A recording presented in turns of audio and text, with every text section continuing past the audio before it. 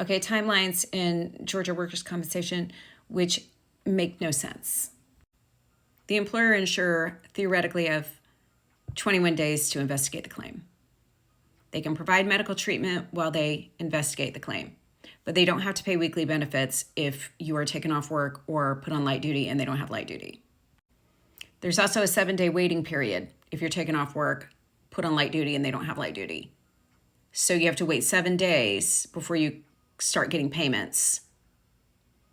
But then if you're off for 21 consecutive days, they go back and pay that waiting period. But they have 21 days to investigate the claim, so they actually don't have to pay you anything for the 21 days. And then if you're off that entire time or on light duty that entire time and they didn't have it, they would have to pay you that 21 days. Okay, so let's say they start paying you benefits and it's, quote, a compensable claim. That means they can't deny it, right? Wrong.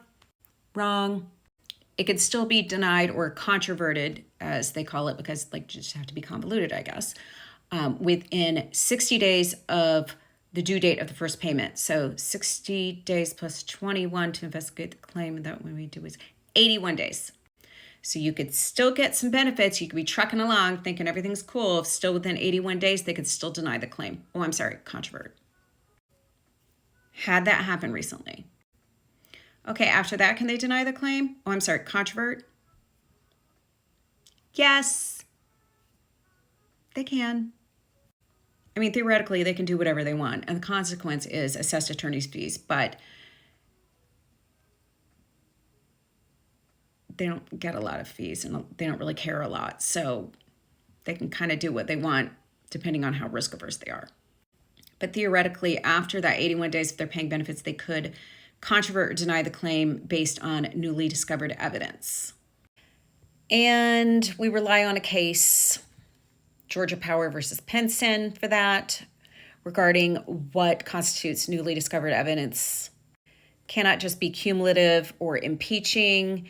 It basically has to be something you couldn't have discovered in that time period before, and the outcome or decision to accept the claim would have been different.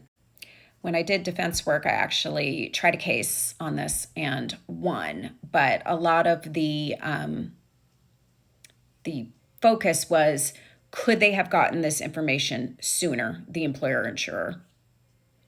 And would it have changed their decision? So if the adjuster or somebody just sits on the case and doesn't request records or something that would have made the change, in how they were going to handle it, you're probably not going to overcome it. So it's kind of a tough burden. Anyway, that just goes to show you how completely convoluted and unnecessarily complicated dates and things are in Georgia workers' compensation. Hope that helps.